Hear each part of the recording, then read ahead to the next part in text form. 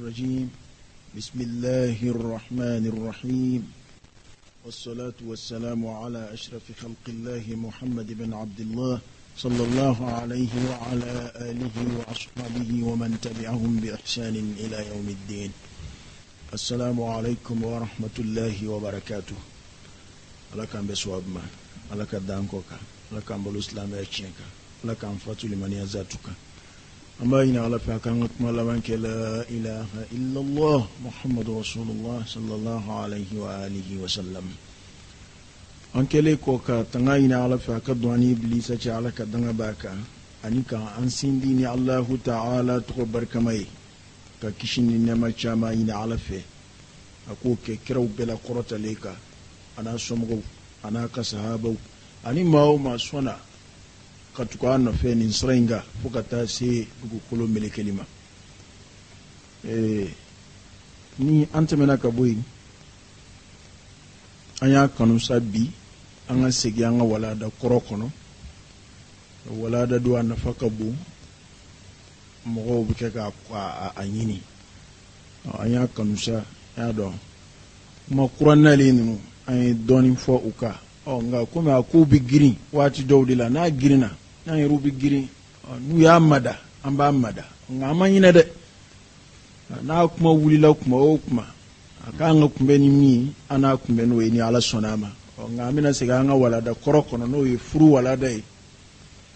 wala da an ya bla yoro koromina ni ala sonama amina tai wala da temenuna an kuma na furu la kana se musumma minani yoro annana se odema ya do fen flanya mine do anfeya maminani ni furu abu fo shurutu mununa tumamina ko furu dafara sharti do be ine wo sorola muso nyininna oro ko furu yere karaka ba halni dugo mata ke misri kono folo oni nye woro bokata musumma mine wo flade nyamine do mo gowbulo ango wala da temene una kam go hakili jigi ango maminani ti foye mani msoche okoro yenye mso mamine oti foi daga iye msola fofuru katake mamine ni fana abike joni ve mso bi nyini joni ve wala da de bina se o ma ala kan beso abma الأول الأصل أن يطلب الزواج بالمرأة من وليها ko lasli de ye mi sigi kera minga mena no ya dama dia la da la chuko nyumai o de kam so nyini a waliu fe aka kobe mimbulu waliu de ye mso ko kobe mimbulu na sura fa be balula mso bi nyini afa de fe ni bita mso mamine abita mamine afa fe ni fa dogo kebe na aka kobo de bolo ni fa yerete na dogo kebe abita mamine obulo wali hal ni fabe ni fa ko ne aka kutu ni mbulo waliu de koroye demso kalfale do mima ka fo ni nga furu ko be ebulo abigini e de fe mana aka furu ko be mo mi mbulo wala abike ka mara mo mi nga du kono na aka adamadiya ko yena bo be obulo aka nga nyini o de fe ni muso bi mamine abi mamine o de fe فعن عروة أن النبي صلى الله عليه وسلم خطب عائشة رضي الله عنها إلى أبي بكر رضي الله عنه فبكوك ما دلو لكنا ما دوج مني على كراير صلى الله عليه وآله وسلم أي أنبا عائشة مني أبو بكر دفه نو يا فاي أي مني أبو بكر فيه فقال له أبو بكر رضي الله عنه كفو أبو بكر قاما على كجامة إنما أنا أخوك ko adone yibal make de koy ne yibal make ndafe furuka tamani yonche ne yibal make de o koroy e ka bal make ya kadi ne kasa ko ance burayaka ko Abubakar yofo فقال صلى الله عليه وسلم قال كرا ko kishina be kraka أخي في دين الله وكتابه وهي لي حلال ne bal make de ala ka dinana ani ala ka kitabu kono nga o balmake ya mimbani yonche oti demso furuli kumani yanema abibe ne ka demso furu o ala kira kun islam ya balma ya do juru sir islam ni yonche ani qur'ana fana yo fo innamal mu'minuna ikhwa ani abubakar yereni kira chebe chugumina sallallahu alaihi wa alihi wasallam yitiri ya do ni tiriya jara abi yala maka ke kumi balmaya kabi ala kira make kire kabola kana islamaya kana kira ke kire sallallahu alaihi wa alihi wasallam abubakar yi a centigiya chugumina ayo shidon ka koro o mana ko abubakar ko yene balmake de ko kira ko o balmaya o tinin furinci abu ko ma yere fe ba soro tuma do la ami balmaya chama imagine ka ke ka furu dabla mo woni yonce ka soro ti furu bali do bu kaba ko ya ni balmaya suru yara chugo do la na ko abu o dim façon furu nyoma ka soro sharia dun ta bali na mo bu kaba ko ya nimsega ni ndi furu chugo di walma nimsega ni furu chugo di abe dina famiya bali yawi ko abokar kun hakilla ko ale dim soti daga ala kira sallallahu alaihi wa alihi wasallam ko nga kira ko abi daga ne balmake mi o islamaya ka balmaya islamaya balmaya uti ningun haramiya ثانيا ويجوز أن تخطب المرأة الرشيدة إلى نفسها أيوة نيا فلو فلوي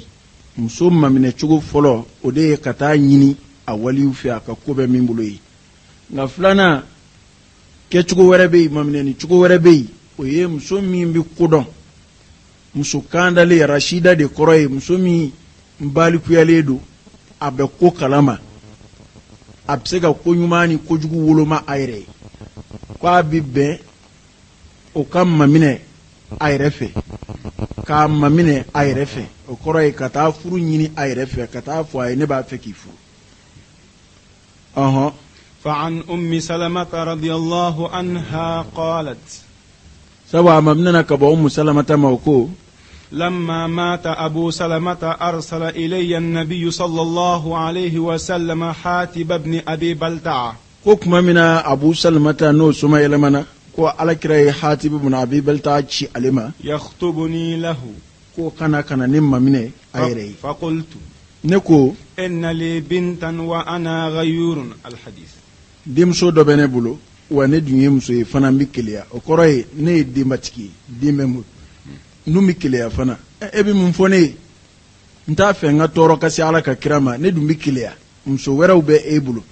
awa ne dimatiki fana o fief la konimbena o kata fwai no te ma banrote ala ka kirala sallallahu alaihi wa alihi wasallam wani yedda luye min ba jira ka fom so pse ga nyini ayre fe mi muso kodonai komina fom so min dilla ka furudo kekateme akara chede sara walma furude sara isaw muso baliku mim sega ko wuluma ayre abibben o ka furu ka nyini ayre fe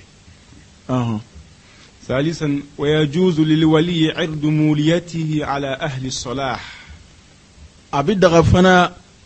musoka waliwiye musoka kobe mimbulu aka kunya bishiba abid daga o fana aka demso jira mogowla ma nyene mawla furukelawla ni mogo min ba fe ka furu ya no ni mancha an fe ya mogo yera binin flelle bu koyi ka soro ni de ka kande ninga kan mogo yi ninge munu nga kusa ka sago an ga uhera ka bu an no ye ka wuli ka ceyini u demso wula ka wuli ka ceyini u ka mara demso wula ka wuli ka ceyini u balmamso wula ni ye furu ko fiɲɛle y'anw bolo komi jɛnɛya tɛ baasi de do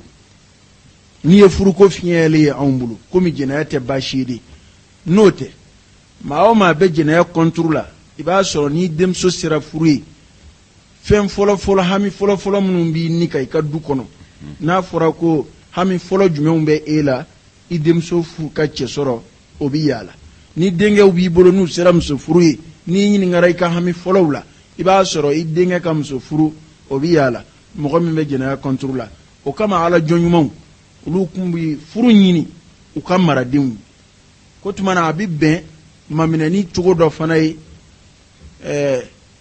musotigi yɛrɛ muso ka ko bɛ min bolo o ka mɔgɔ ɲɛnɛma dɔ lajɛ ka o ɲininka ne ko e bɛ furuko la wa walasa k'a denmuso furu a ma walima k'a dɔgɔmuso furu a ma nin kan ka kɛ dɛ a kan ka kɛ sabu dalilu kɛnɛmanw b'a la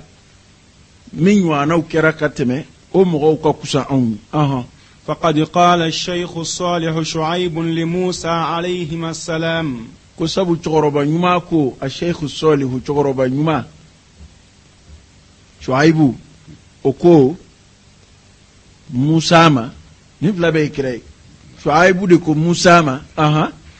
إني أريد أن أنكحك إحدى ابنتين هاتين على أن تأجرني 8 حجج. أوا ko Shuaibu ko Musa ma ne b'a laɲini ne b'a fɛ ka n denmuso 2 nin dɔ la kelen furu e ma nga i bɛ baara kɛ n fɛ yan san 8 e ma ye kitabutigi dɔ ko a ka kitabu kɔnɔ a ko denmuso valeur ka bon dɛ a ko muso valeur ka bon n'o kun dɛ ko ala kun t'a ka kira dɔ bila baarakɛdenya na san 10 muso dɔ furuli kama a y'a kɛ sharti de ye o n'i ye kuma lajɛ a ye Musa ka ta baara la nga a ye muso furu de fɔ ka fara a kan ne b'a laɲini n ka n denmuso 2 nin dɔ la kelen furu e ma Shuaibu de y'o fɔ Musa ye 2 bɛɛ dun ye kira ye ko ne b'a laɲini ka n denmuso 2 nin dɔ la kelen furu e ma nga i bɛ baara kɛ n bolo yan san 8 nga kuranɛ bɛna tila k'a ɲɛfɔ Musa ye san 10 de kɛ yen Shuaibu ko n'a dafara 10 na o ka d'ale ye Musa ko awa n di 10 layidu tɛ yen nga a 2 fɛn o fɛn n'i y'o kɛ i kana n jalaki nga a ye san 10 de kɛ yen san 10 a y'o de kɛ baara la tafsiru kɛra dɔw ko kira Shuaibu de ko don nka dɔw ko la ko cɛkɔrɔba in kun ye ala jɔn ɲuman ye komi n'a fɔ kitabutigi yɛrɛ filɛ k'a sɛbɛn cogo min na ko Shuaibu ko Musa ma n bɛ n denmuso 2 in dɔ la kelen furu i ma o tuma na e ka kusa Shuaibu ye wa ni nabi ɲuman ye nin kɛ sa o ye a denmuso proposé k'a fɔ n bɛ n denmuso furu karisa ma ala jɔn ɲuman a ma fɔ k'i ka taa yaala ka waritigiw ɲini dɛ a ma fɔ k'i ka taa yaala ka faamaw ɲini dɛ kuma kan t'o ma an tɛmɛna sugandiyali yɔrɔw an tɛmɛna o kan walada kɔnɔ kasɛti tɛmɛnenw na nka a kanunen don muso ka ko bɛ mɔgɔ min bolo a ka wuli k'i jɔ ka furu ɲini muso ye n'a furu kuma sera o ka kan walebu foyi t'o la sabu nabi ɲuman 2 filɛ k'o kɛ Shuaibu de ye a denmuso kofɔ موسى وقد صح عن عمر بن الخطاب حين تأيمت حفصة من خنيس بن حذافة سهمي أيوة قاسبة ترافنا كافو عمر رضي الله عنه ثاني الخلفاء الراشدون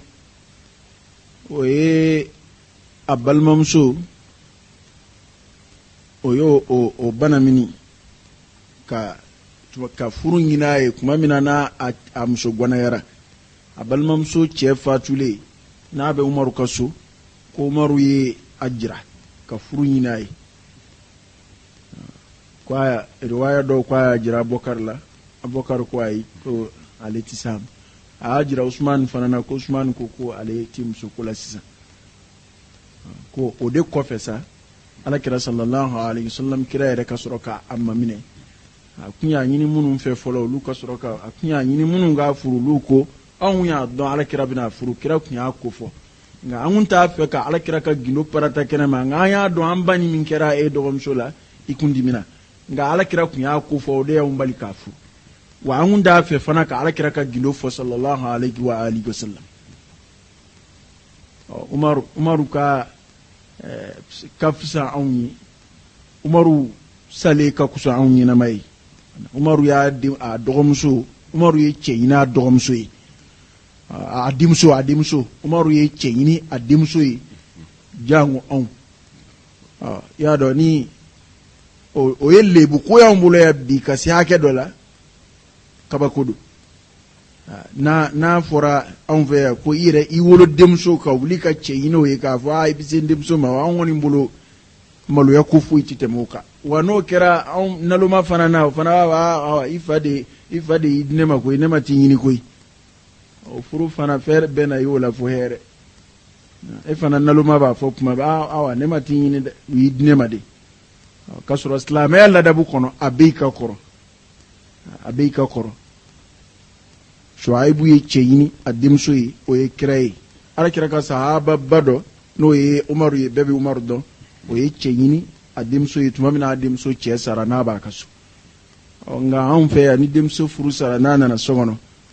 o ye awa a ka mugotigiya bɛna kurakuraya so kɔnɔ kun n'a cɛ sara n'a nana so kɔnɔ tant que a ma kɔrɔ kɔni ko halisa mɔgɔw bɛ sɔrɔ ka na a nɔfɛ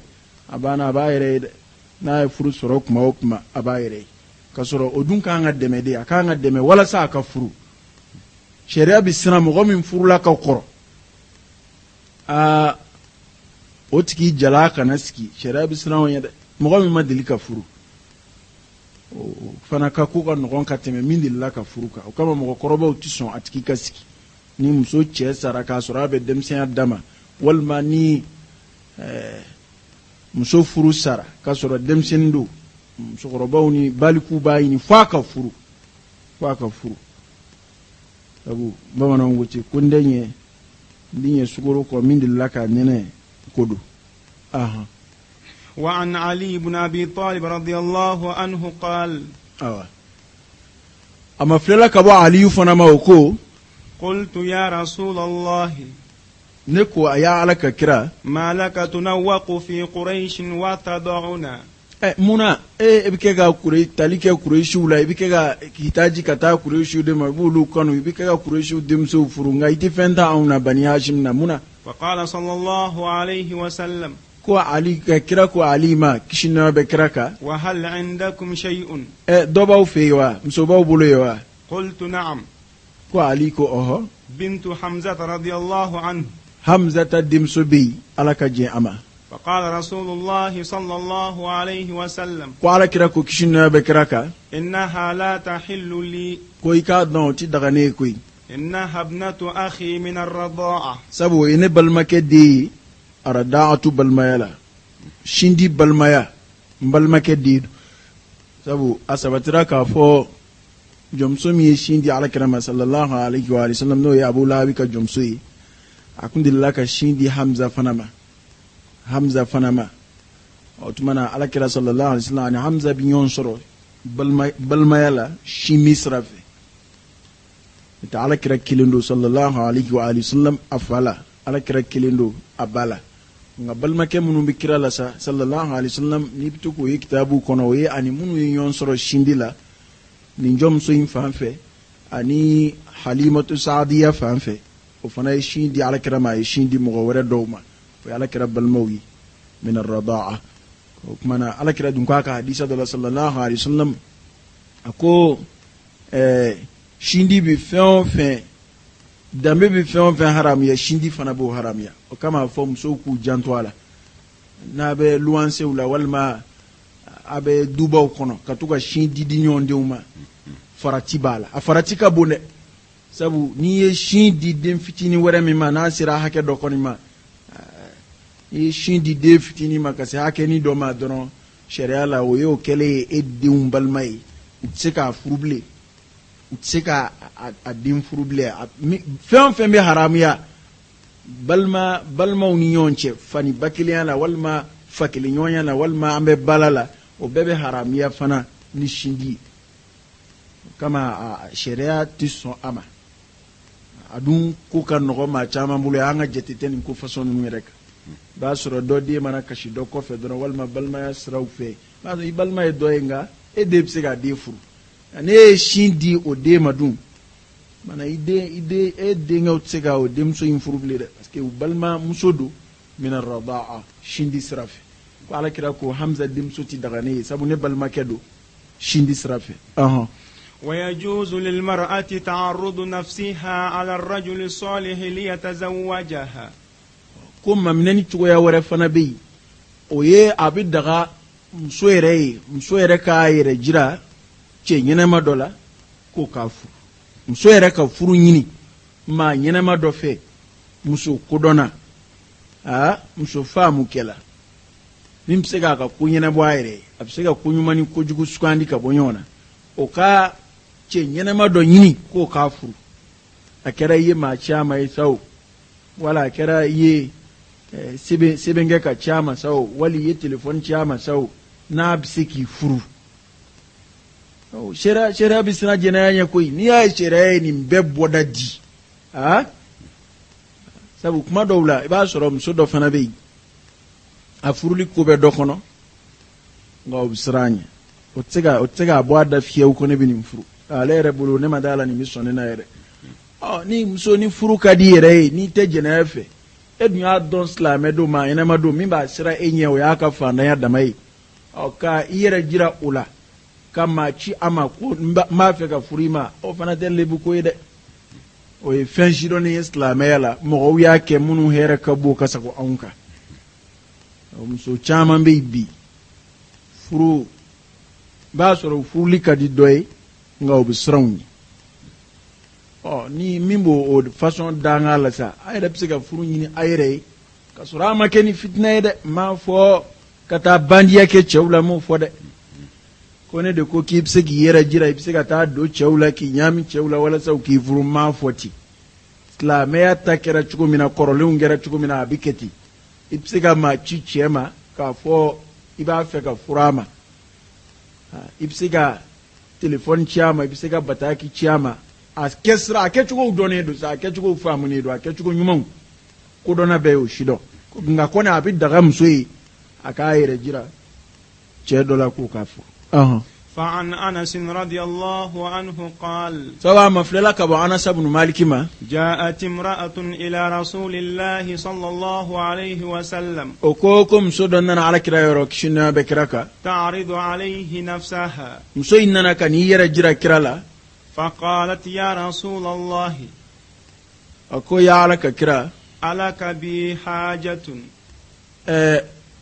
neko mago bi sinema wa koro ibisiga ibi mvuruwa ko muso don nana kan yire jira ala kira sallallahu alaihi wasallam فقالت ابنة أنس ko anasu demso ko ما أقل حياءها وسوءتاه ko fen bayini muso yin amalo ya do ya sada ma do mulo bali da ni ngani ni nde mai na mai anasu de demso ko de demso do anasu demso de kwa akunga ko ima do malu doya dai ni kani jo chema timvuru oyo fominge faqala Anas radiyallahu anhu ko Anas ko alaka jama hiya khairun minki ko ni mso mi yeni wa here kabu رغبت في النبي صلى الله عليه وسلم alaka nabi ma de kujarai فعرضت عليه نفسها ayi yere kun afonsire na yere kun ye kata alaka nabi yuma kanu kama o kumana a here ka bu de atuka vida mulo baliyate ma jugo te alaka nabi yuma kanu de ya mine fonsire da ne ben yere die kumana ya kanu aka fonsire na yere kun ye ka yere di alaka nabi yuma kana kumana a here ka bu de Anasu ma sɔn ka fara denmuso kan Anasu y'a jira k'a fɔ muso ye min kɛ fɛn t'a la wa Alakira yɛrɛ dun ma aradu kɛ muso in kan a ma inkaru k'a kan kana filɛ ko muso nana a yɛrɛ di kira de ma sallallahu alaihi wa alihi wa sallam nka muso ye min kɛ n'a sɔrɔ o kun di bɛn kira tun b'o fɔ nka Alakira m'o fɔ dɛ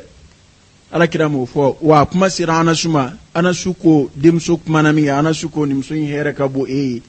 sabu ayi ala ka kira de kanu sallallahu alaihi wa alihi wa sallam chendo an woni bi maloya bi ka fonvuru nga njeneya andi maloya wala de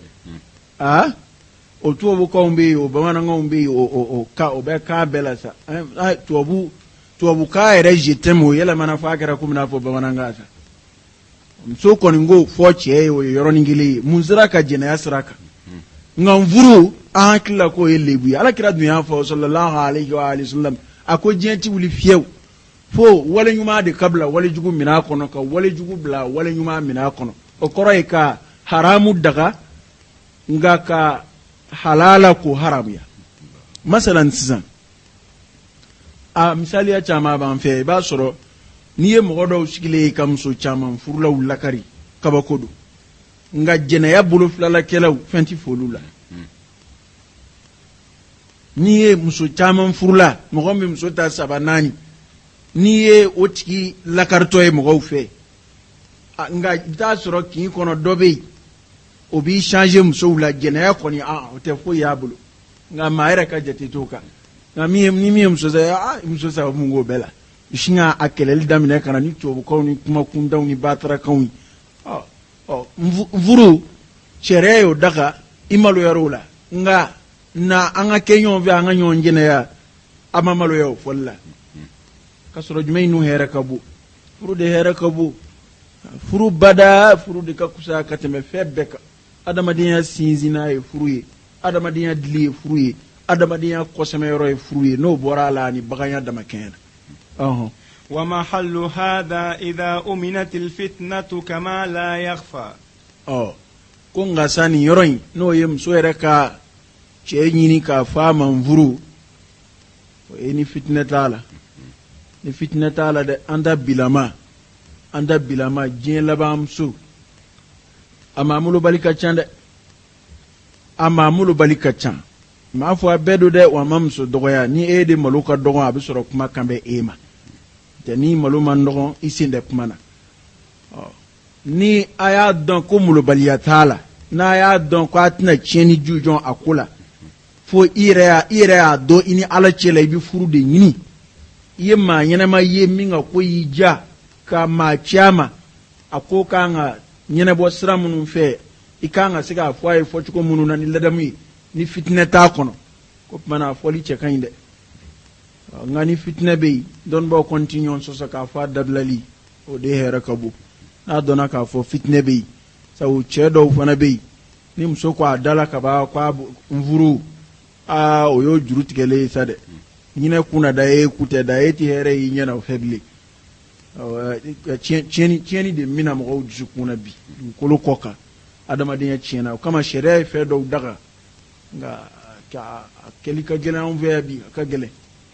gele nga halibi ni min woni zira ke chukula sharia ta haram ya de msoka fo chema mvuru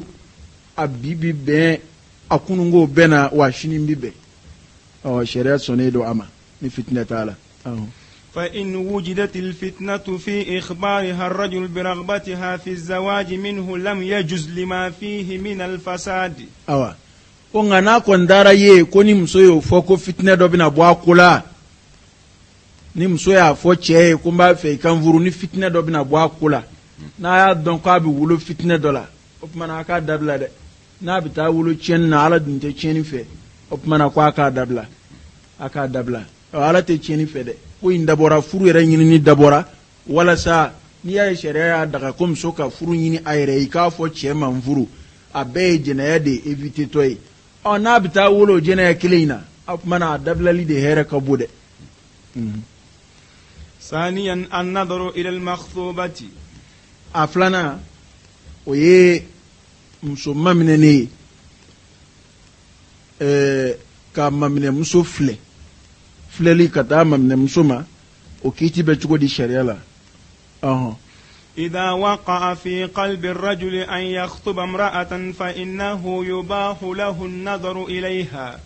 kuna kera nan asabatira chedo sukuna ka fomba feka ni muso infuru ye decision ta idsukuna furu de kobi yede iba feka muso do furu yo dangani ta idsukuna لا خلاف في هذا بين أهل العلم abi daga iko muso infle ko sosolite don ba union che ola iba feka muso mi infuru ni ya mamine ni decision ta idsukuna ka fle ko don ba ma foyongo o daga la ومما يدل على ذلك كالتالي ميمو جرا دلومنو بو كمانا ودي كمانا تنوي قوله تعالى علىكو اكبما دولا لا يحل لك النساء من بعد muso wɛrɛw ti daga yeble de ala kan bɛ kira de ma sallallahu alaihi wa alihi wasallam waati dɔ sera ala ye kurana aya dɔ jigi k'a fɔ ala kira ye ko muso wɛrɛw ti daga yeble de i kunata ninnu kɔ ولا أن تبدل بهن من أزواج ولو أعجبك حسنهن muso wɛrɛw ti daga ye ka fara ninnu kan waati bɛn i k'a fɔ i bɛ ninnu fali fana k'u bila ka dɔ wɛrɛ ta o fana ti daga bilen n ye o fila bɛɛ interdit e ka sa ala kira de ko do sallallahu alaihi wa alihi wasallam sababu bɛ nin kuma in na o y'a dama kuma ye tafsiru kala bo nyefo an sera ayo madomina ana nyefo ko nga ala minke ga kuma kunce sa ode ya nga kuma dalui yawa ala ko halni muso nunu yechugo halnu u yechugo nyeye e kabakoya halnu ka chenye yi kabakoya kwati ben kam so were fara nunu ngade wali kan nunu vale muso were la o muso were u mana chenye chugo ko ni ya shere yo fo ni ya ala yo fo ma chenye bi don ka sora ma yiwa ko mana jawo koro de ye ko muso mamine ta o yeli bi daga sharia fe ni Qur'an ayai wa hadithu abi hurairah radiyallahu anhu qala abu hurairah fana ko hadisa dola kuntu 'inda an-nabi sallallahu alayhi wa sallam akune be ala kira fe kishina be kiraka فأتاه رجل فأخبره أنه تزوج امرأة من الأنصار فقال صلى الله عليه وسلم فاذهب فانظر إليها فإن في أعين الأنصار شيئا سيجي كتا مسوين فلي سبو في دوبة مدنة كمسو دوغينا ناصرو ونوانا تيرتين سيجي كتا فلي ni kera ana fiye feti oyoyi ni yere maka fe ana ko dabla segi kata fle o ya sharti ni yem tsoma mine yani ka furu yani ko be kan yani ko kaski singa atui kai ni yayi na atari jimisrafe ana ko ke na yere mati jimisrafe aka dabla sherete furu safe yani furu ka ken na te beima do mo wakilata kilim sukula ebi dobla chugo ya dokama o chugo ya yene de ba ko jadoy o mana shariati wajibi ya sharia ba fika fle na tari jimisra fe odo na mabe mai ki simbwala wa an Sahl bin Sa'd radiyallahu anhu wa hada lufolo ko kira e muhajiruna minna fa ala kira ko ay amsaru kam so do furu kira ko segi kata fle o hada lufolo e dalu flana flani wa an Sahl bin Sa'd radiyallahu anhu Sahl bin Sa'd ko أن امرأة جاءت إلى رسول الله صلى الله عليه وسلم فقالت كم سودنا على كرا يوم سينغو يا رسول الله يا على كرا جئت لأهب لك نفسي نننا كان يردي إيما نعم بدي ولا سكان يردي إيما إكمفرو فنظر إليها رسول الله صلى الله عليه وسلم وعلى كرا يوم سينفله صلى الله عليه وآله وسلم فصعد النظر إليها kwara kira fleli yele musoina wasawabahu ninga fleli sabati musoina ka laje kanye ka adama de laje fi ka fam ya ka buguna ticket don kwara kira ya keti abke ga mo kala ndew abke ga mo kala akechugula ya do bone biye halaki ko ni biyo ni ko kwara kira re muso fle otmana kibina fleli daga nini ni yo dallu de boni ngono oti ka frieto e sawa nga muso mamineta ni ye muso ibina muso furulinga niyata ikanga fleli minke kira de keto do ka sahaba ukala ulale de muallimul ummay laqad kana lakum fi rasulillahi uswatun hasana kira de bangala bela ko muso ingo nana nyira dima minge ko ala kira ye muso fle ka fleli tani nga segi ala fuka buguna tiket don ka famuya ثم طأطأ رأسه صلى الله عليه وسلم كو كرايا يساكا لسب مامنا كراي كونشولي كراي كونشولي امام سو انفروبلي كوروي لعل اما جعل كراي صلى الله عليه وسلم akani مسو انفرو نينچو يينا مسو ينجي چولا kunga kira kwani ya file fuka buguna tiket don ka famia ni fana dalu jele mi ba jira ka fo ni ba fe kam so do furu ka laje obidaga alors ankele do ma chama ngele ko islamaya ke kumina fo ku dombali dine façon de walma kumina fo islamaya te ku kalama walma islamaya bi chewni muso jafu ya ku dinyoma wi wada taala ka furusiri dama utinyo ya beta la islamaya kala ni islamaya la ni ngani ta ka fi bim sufru islamaya ba daga ika muso infle وعن جابر رضي الله عنه قال جابر فنكو سمعت رسول الله صلى الله عليه وسلم يقول أكون يا ما على كرا بافو صلى الله عليه وآله وسلم إذا خطب أحدكم المرأة ni aw dora kelen ye muso ma minɛ فقدر أن يرى منها بعض ما يدعوه إليها فليفعل. n'i sera ka fɛn dɔ ye muso in na min b'i wele ka taa a furuli n'a kanuni ma i dusukun na i k'o kɛ. n'a dɔla kelen ye muso ma minɛ o kɔrɔ ye n'i b'a fɛ ka muso ma minɛ i kan don a furuli la ko n'i sera k'a filɛ ka fɛn y'a la min b'a kanu don i la ko o de ka ɲi. ما حدود النظر إلى المخطوبة؟ nga saa bamananw ko ten ko ɲɔ bɛ ɲɔbugu nga takan b'a la dɛ. n'a fɔra a y'a filɛ ko dan b'a la. ko mana dan ye jumɛn ye sa muso filɛli la muso maminɛ ta filɛli o dan ye jumɛn ye sariya b'o fɔ ka dan yɔrɔ jumɛn ye o kan ka filɛ cogo di. y'a dɔn nin kuma ninnu komi an ye furu bonda de ta diyagoya don an b'a fɔ wa an b'a fɔ silamɛya ka fɔ cogo de la hali ni jamana tɛ ten hali n'a sɔrɔ mɔgɔw tɛ ten n'o tɛ nin dɔw ye yɛlɛko kuma ye yan nin dɔw ye yɛlɛko kuma y'anw fɛ yan dɛ. m'a fɔ maa kelen kelen ni ta tɛ tan dɛ nka nin ye yɛlɛko kuma ye dɔw bolo nin ye yɛlɛko waajuli ye dɔw bolo ka da mɔgɔw cogo ka bi. muso ti furu n'a ma fɔ ko maa tɛ ka maa furu n'a ma ɲɔgɔn dɔn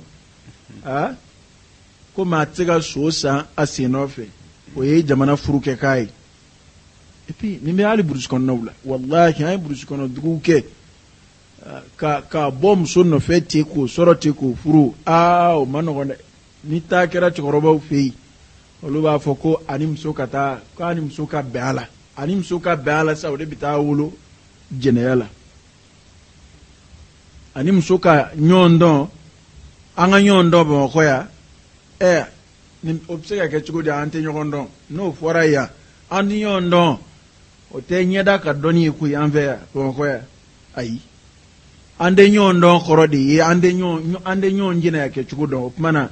o furu tɛ se ka kɛ ten fɔlɔ dɛ fo an ka ɲɔgɔn cogo filɛ sariya ma sɔn o ma dɛ. furu dabɔra ni jɛnɛya ye o furu danaya banna o furu daraja banna o furu danbe banna o furu daɲɔgɔnna o banna o. aw y'a daminɛ ni jɛnɛya de ye aw jɔnni d'a mɛn jɔnni na bilen o cɛ in dan don muso in na bilen o muso in yɛrɛ dan dɛ o cɛ in na bilen o kama sariya bɛ kankari da a ye ni hali n'i ye jɛnɛyakɛla ye ni furukɛ kuma sera i cogo dɔn koyi ka n'o furu fana kɛ ni jɛnɛya ye i tɛ foyi mɛn an fɛ yan. n'i ye émission dɔw bɛ kɛ arajo so dɔw la tuma dɔw la n'i y'u lamɛn i b'a sɔrɔ mɔgɔw ka hakilila ɲiniw an fɔra ko mɔgɔw k'u ka hakilila mɔgɔw ka problème n'u ka fɛnw dɔw b'a fɔ cɛ dɔ bɔra nɔfɛ a k'a bɛ fɛ ka n furu a ye kalo kelen ni kalo fila kɛ ka na a ye dilan ɲini fɛ n ma sɔn a ye yɔrɔ bila dɔw b'a fɔ n bɔra muso dɔ nɔfɛ n b'a fɛ ka furu mɛ n'i ye dilan ɲini a fɛ a tɛ sɔn. mais e b'o ɲini mun na e ye mun ba tarakanw ye ala kumaw lakale man di nka n'a bɛ fɔ an n'a fɔ waajuli la dɛ. e y'o ɲini o fɛ mun na e ma maa min furu fɔlɔ e bɛ furuko la e bɛ dilan ɲini na i t'a furu fɔlɔ dilan bɛ daga cogo di ni furu ma kɛ n ka furu kun de y'o ye muso n ti furu n ka ju de ye nin e bɛ furu cogo di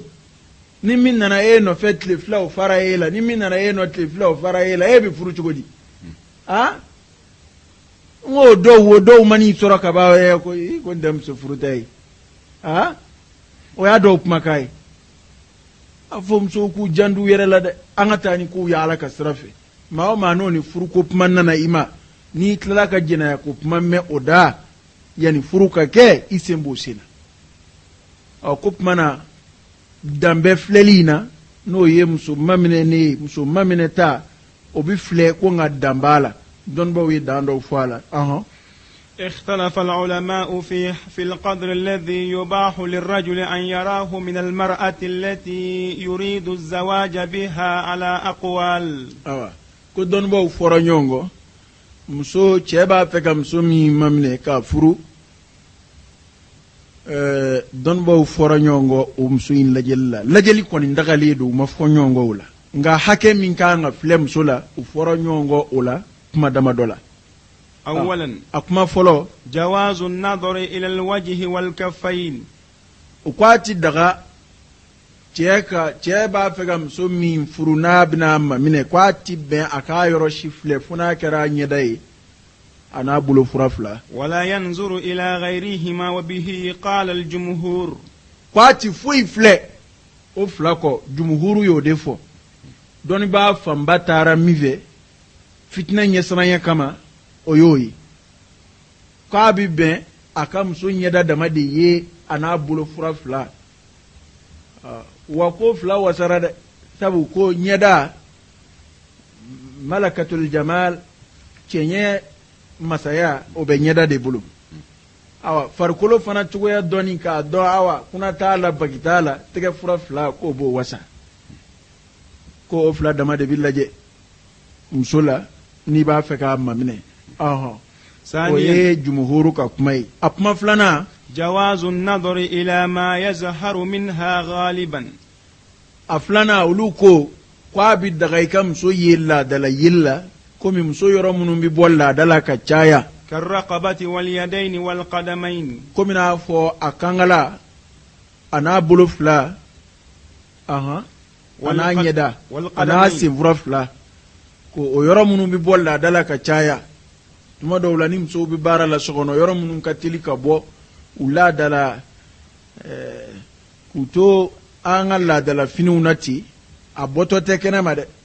ni muso bɔtɔ tɛ kɛnɛ ma n'a bɛ so kɔnɔ a bɛ laadala fini minnu don a kankalaw n'a tɛgɛkalaw ni a senfura bɛ kɛnɛ ma k'a bi bɛn a k'a ye o cogo in na o ye dɔnnibaa dɔw ka kuma ye olu ko k'a bi bɛn a k'a ye o cogo in na maminɛnikɛla k'a ye o cogo in na. وهو الصحيح في مذهب الحنابلة. o ye Ahmadu bun Hanbali ka kuma kɛnɛma ye kuma kɛnɛ min b'olu bolo a ko la Hanbaliyaw bolo o y'o ye. ثالثا a kuma sabanan جواز النظر إلى ما يريد منها إلا العورة. awa kuma sabanan olu ko a bi bɛn a ka muso fa bɛɛ ye fo n'a kɛra lawuraw ye ko n'o tɛ a bi bɛn a k'a fa bɛɛ ye n'a lawuraw tɛ. وبه قال الأوزاعي. ko Awzaa'i y'o fɔ a si tɛ ne ka kumaw ye dɛ an k'u lamɛn ni min y'i hakili minɛ i na t'o fɛ k'a fɔ ko ne de ko ta nka min ye min fɔ an n'o fana fɔ dɛ ninnu bɛɛ ka dɔnni ka bɔ anw da ye wa an tɛ ka ninnu juge dɛ y'a dɔn o de b'anw fɛ yan an bɛ dɔnnibaabaw ka kuma fɔ minnu ka dɔnni jaga ka bon anw ka dɔnni bɛɛ ye e bɛ sɔrɔ k'a fɔ ko nin de ta ye tiɲɛ ye e bɛ se k'olu juge o ye kalo ye o i ye karamɔgɔ kan y'anw fɛ yan Maliki ni Abu Hanifata ni Shafi'u ninnu ni ɲɔgɔn cɛ ko ale b'a ka hakilila di o kan ko nin de ta ye tiɲɛ ye y'o tiɲɛ bɔ mini nin kelen kelen bɛɛ ka dɔnni jaga ka kusa e ni karamɔgɔ ka dɔnni ye ne ko k'e b'olu juge k'a fɔ ko nin de ta ye tiɲɛ ye i b'u lamɛn de n'i bɛ baara kɛ ni min ta ye i bɛ baara kɛ n'o ta ye lahara Ala b'a ɲɛnabɔ ye nka e k'a fɔ ko ninnu de ta ye tiɲɛ ye an bɛna a bɛɛ fɔ sisan. رابعا ananina جواز النظر إلى جميع بدنها. a fa bɛɛ o ko muso fa bɛɛ yeli bi daga n'a lawura tɛ an b'o fara o ka kuma kan hali n'o m'o sɛbɛn n'a fɔra fa bɛɛ yeli bi daga a ma fɔ a lankolon tan fila dɛ a ma fɔ ko muso ka taa walanga k'a jira maminɛnikɛla la dɛ o ma fɔ dɛ nka sariya tɛ fitinɛ fɛ sariya tɛ jɛnɛya fɛ fɛn o fɛn min na ni jɛnɛya ye sariya t'o fɛ o ko k'a fa bɛɛ yeli bi daga k'a kɔrɔ de ye a k'a ye k'a furu ko jɛnɛya tɛ hakilila wɛrɛ tɛ furu de don sabu dalilu dɔw bi nin kelen kelen bɛɛ bolo a ka kuma na.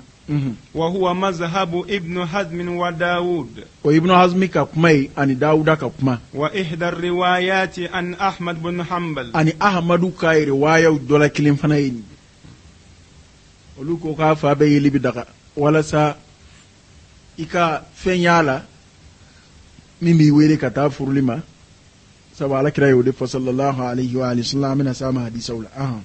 والحاصل في حد نظر الخاتب إلى المخطوبة أن الرجل إذا ذهب لخطبة امرأة فإنها تبدي له الوجه والكفين كما قال الجمهور. kitabu tigi de ko sa ko jumhuru ye min fɔ dɔn b'a fanba taara min kan o ye ni muso cɛ nana ko a bɛna maminɛ muso filɛ n'a bɛna jira a la ko ɲɛda ni bolofura fila ko wasara dɔnnibaa fanba taara min fɛ أما إذا اختبأ لها فله أن ينظر منها إلى ما يدعوه إلى نكاحها. ko nka ni i sera ka fɛn wɛrɛ ye muso la sa n'a nɔgɔyara i ye i ka se ka fɛn wɛrɛ ye muso la min ni tɛgɛfura fila ni ɲɛda tɛ kelen ye i ka se k'a filɛ ka faamu dɔ sɔrɔ a la min b'a a kanu don i la ko ale ma baasi ye o la kitabutigi ko ten sabu laɲini ye min ye a bɛna so ma kuma ɲɛfɛ kuma na تنبيه nin hakilila kunu dɔ ye لا يكتفي بالنظر إلى صورة المخطوبة الفوتوغرافية أو التلفزيونية. أيوة n'i y'a ye sariya filɛli ko in na kitabutigi ye kuma min kɛ k'a kuncɛ sisan ko nka n'i sera ka fɛn wɛrɛ ye muso la an tɛmɛn'o hadisa ka wali n t'a dɔn n'a bɛna s'a ma alakira ko sallallahu alaihi wasallam n'i sera ka n'i y'a laɲini k'i bɛna muso dɔ furu k'i b'a maminɛ ko n'i sera k'a filɛ f'i ka taa fɛn y'a la min b'a kanu don i la k'i k'o kɛ muso bɛ se ka furu fɛn wɛrɛ kama min tɛ ɲɛda ni tɛgɛ fura dama ye mɔgɔw ka yecogo tɛ kelen ye musoko la k'a sɔrɔ muso fasɔn dɔlama ka di dɔ ye a fasɔn dɔlama man di o ye dɔ ta ye ni ɲɛda ɲɛna kaban o b'o tigi wasa dɔ ta ye ni farikolo bɛ muso la kaban o b'o tigi wasa dɔ ta ye ni kunnama b'a la o b'o tigi wasa bɛɛ n'i ka hakilila don ko nka i kɔni k'a to e hakilila dɔ ka sɔrɔ muso la hali n'a fa bɛɛ ma k'i sago ye a ka sɔrɔ ko dɔ kɔni b'a la bada e kɛ o kɛ k'o y'a la i bɛ nisɔndiya i k'a filɛ f'i ka taa weleda yɔrɔ dɔ sɔrɔ muso la e la f'i ka taa fɛn ye muso la min bɛ e wele ka taa a kanu ma o de y'a to kitabutigi y'a kanu k'a fɔ n'i sera ka fɛn wɛrɛ ye ka fara tigɛ fura fila ni ɲɛda kan f'i ka taa fini bɔ mɔgɔw la dɛ a ma fɔ ko ne hakili la ko dɔ bɛ nin kuma ninnu faamu n'a nɔgɔyara i yɛrɛ ye waati wɛrɛ la walima cogoya wɛrɛ la wali i bɛ to ka taa so kɔnɔ i taara bali k'a ye cogoya wɛrɛ la i sera k'a filɛ k'a ye k'a dɔn k'a fɔ nin cogoya in b'a la o y'a diya ne ye sariya ti ban o ma sabu a bɛɛ kun ye walasa furu kana sa ni furu kɛra a kana sa a ka sɔrɔ i ye furu kɛ ka sɔrɔ a ka di i ye sariya bɛ kɛ ka ko in bɛɛ sen o de kama ko nka hakilila kunu dɔ bɛ nin yɔrɔ in na yan a ti wasa kɛ muso foto o ti wasa kɛ muso yeli la muso ja yeli tele la o ti wasa kɛ sabu munna لأن هذه الصور قد تكون خاطئة sabu nin foto ninnu dɔw nin ja ninnu dɔw bɛ se ka kɛ ja malasali kɛ jaw ye فيدخل في باب التدليس awa a bɛna taa don nɔrɔkɔli bonda kɔnɔ o kɔrɔ ye muso i bɛ se ka muso dɔ ye tele la n'a fɔ ni ne ma nin furu n bɛ sa nka n'i y'o jala jɔlen ye o y'a sɔrɔ kamera tun ye dɔ fara o yanga kan kamera tun ye dɔ fara o nɔrɔ kan n'e nana o jala ye a bɛ kɛ baara ye n'i ye k'a fɔ n ye muso ja ye n bɛ faransi n y'a ja ye sur internet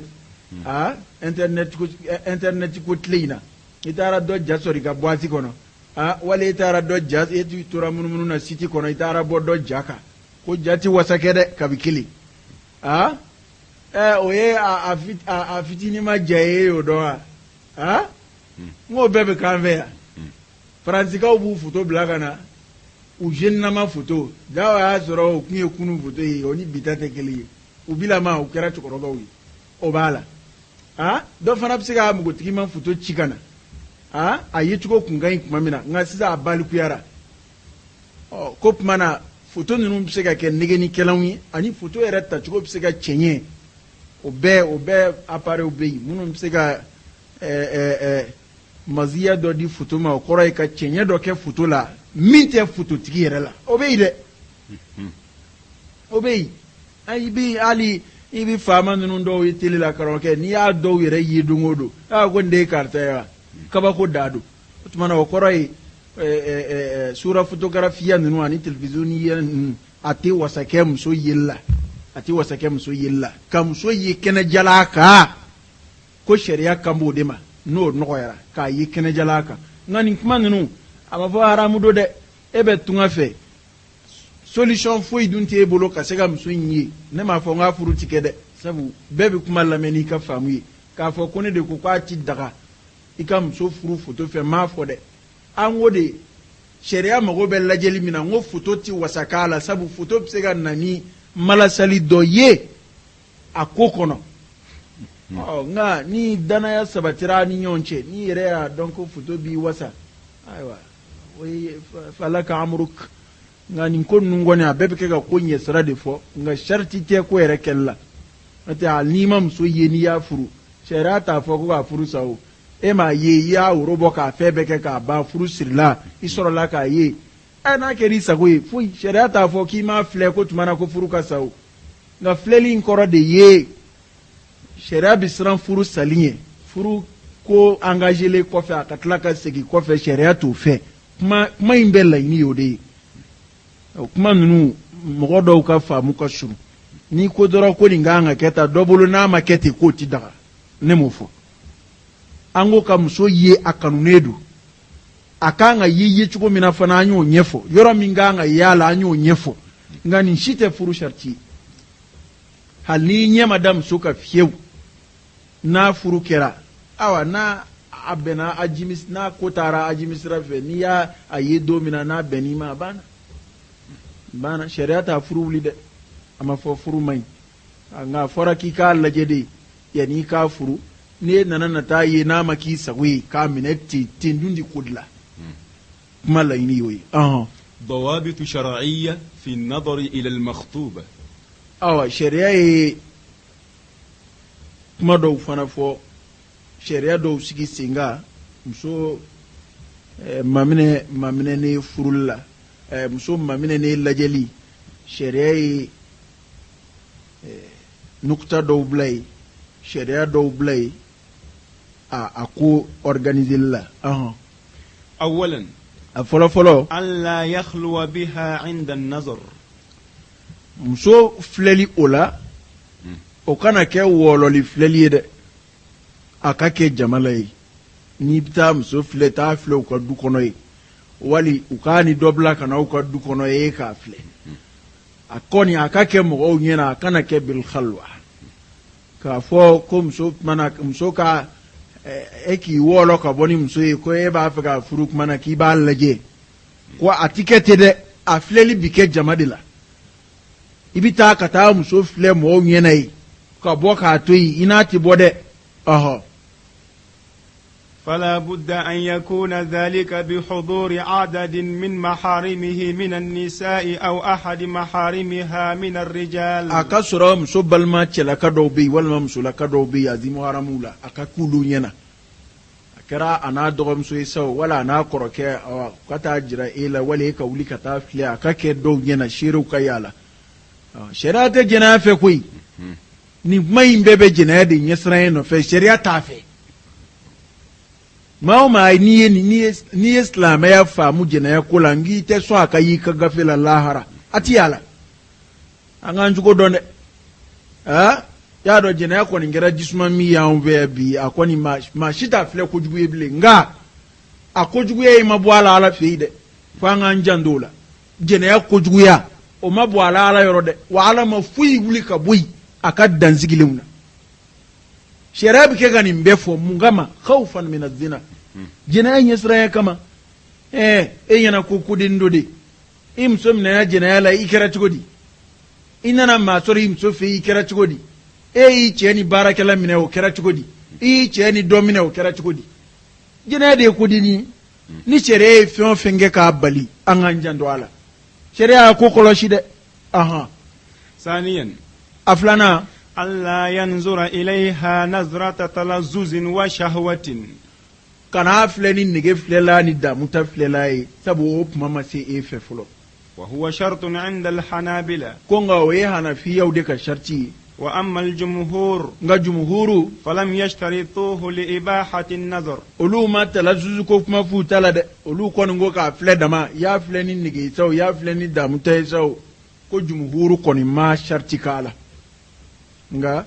hanafiyaw k'olu ko k'a ti bɛn i k'a filɛ ni damuta filɛla ye wali k'a filɛ ni nege filɛla ye k'o ti bɛn sabu a ma k'i muso ye ma لأنه ليس في الأحاديث تقييد بذلك. nga jumhuru ko hadisa mo kerengere ko mana uluto fwala. Jumhuru ko hadisa ma taqyidu ka kula, hadisa ma kerengere ka fo ika fleli kenin kechkoina. Hadisa kon ngi ka fledi.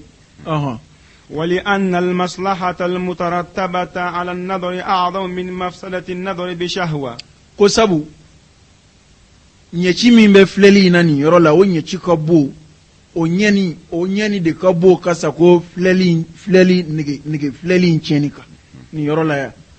aya fleli nige yo ama fleli nige yo ko nga fleli na fabunya kama kateme nige fleli chenika ko mana o kama jumhuru ma taqiyidu ka kula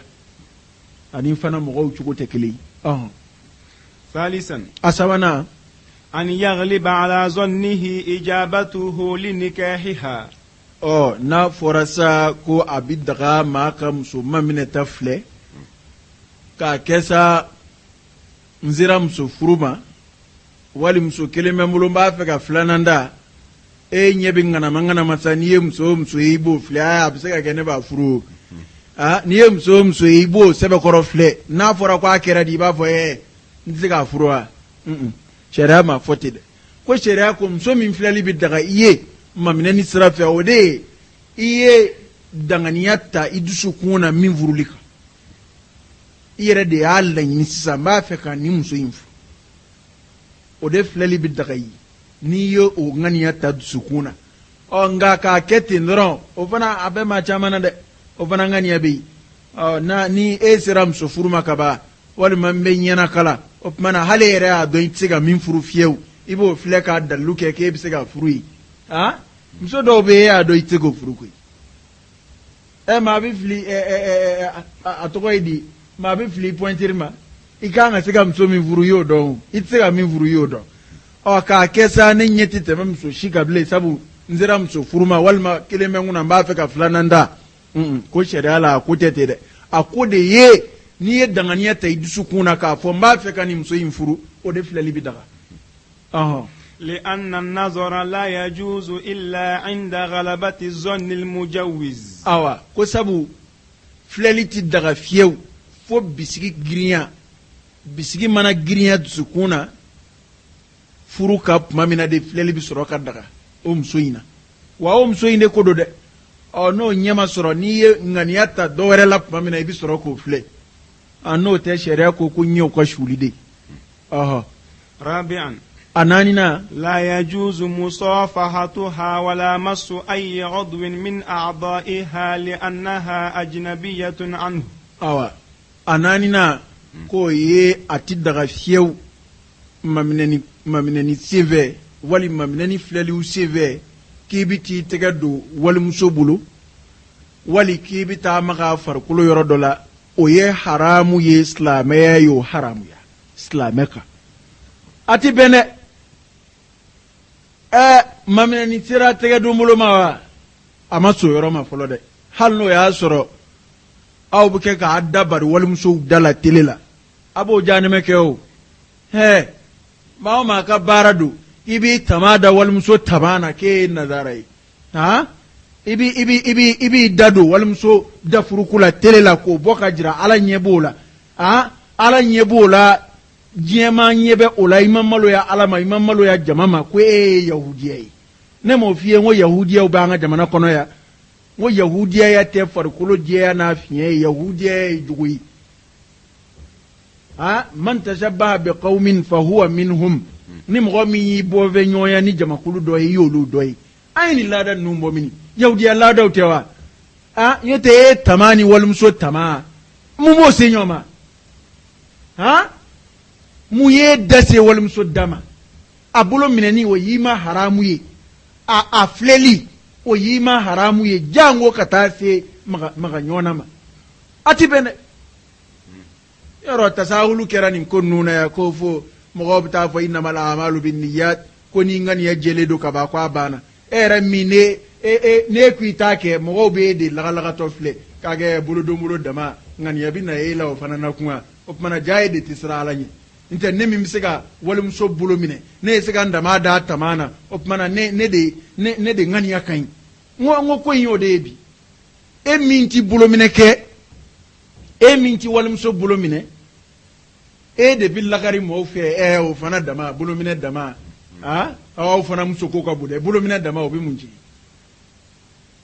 ne kafiriya kumaw ye koyi sariya t'u fɛ dɛ a cogo dɔn la silamɛ ti nin kuma ninnu fɔ dɛ ala de y'a haramuya ala kira ka ɲɛnamaya bɛɛ kɔnɔ a m'a bolo don walimuso bolo kira ka ɲɛnamaya bɛɛ kɔnɔ sallallahu alaihi wa sallam ko tuma na a ti daga ye dɛ i ka maga muso yɔrɔ si la jango e k'a fɔ k'i bi ko ka so senfilɛ y'a dɔn o bi maa bɔ silamɛya la o kuma ninnu bi mɔgɔ bɔ silamɛya la an k'o dabila sabu a bɛ taa wolo istihza'u de la ala ka ayaw la qul abillahi wa ayatihi wa rasulihi kuntum tastahzi'un a bɛ sɔn ka don o aya kɔnɔ ala k'a fɔ k'i kana gosi a la i ka n'i bolo don a bolo e k'a fɔ ala n t'a furu fo n ka jɛnɛya k'a filɛ fɔlɔ nin tɛ kuma ɲuman ye dɛ an k'an cogo dɔn ko tuma na a ti bɛn fiyewu maminɛni filɛli senfɛ ka taa ka t'i bolo don muso bolo wali ka taa maga ɲɔgɔnnaw ni fɛnw kɛ ka taa sigi nzengaw ni batara kow ka taa furu daminɛ n'o ye ka ɲɔgɔn danaya ban ka ɲɔgɔn daraja ban ka ɲɔgɔn danbe ban ka sɔrɔ ka t'o furu kɛ n'o o furu fasɔnw kɛra sa si ka telefɔni tɛ ka sunɛ si kɛrɛfɛ bilen ni nin da sɔnna nin bɛ funu ten ni nin da sɔnna nin bɛ funu ten danaya t'a ni ɲɔgɔn cɛ si hakili ma sigi ni diɲɛ laban furu ni furu n'a ma sa jɔnni da bɛ sa ni furu kɛra ka danbe t'a kɔnɔ danaya t'a kɔnɔ a ma sigi silamɛya kan a ma sigi hɔrɔnya kan a bɛɛ tigɛ bɛ ɲɔgɔn na y'a dɔn a gɛlɛyara dɛ ko tuma na a naaninan a ti bɛn fiyewu i ka maga muso yɔrɔ si la a komi n'a fɔ waati korona a ti bɛn hali k'i tɛgɛ don a bolo o min ye hali ye anw fɛ yan a ko nun ti daga dɛ n'i b'a kɛ a dɔn kɔni ko jurumu bɛ kɛ ka sɛbɛn i kunna a la dɛ walimuso bolo minɛnaw a k'a dɔn kɔni ko a bolo minɛ o minɛ a jurumuni bɛ sɛbɛn dɛ k'a fɔ de ko yafa kɛlen don a fɔ k'i ŋaniya ka ɲi wa ŋaniya ka ɲi kira ta ye a minɛ o minɛ walimuso bolo minɛ o minɛ fɛ wa an bɛ ɲɔgɔn nege koyi an bɛ ɲɔgɔn nege cɛ bolo ni muso ta tɛ kelen ye dɛ an karamɔgɔ dɔ delila k'a fɔ n ye a ko heyi a ko a y'a kɔlɔsi a ko hali n'i ye cɛw ni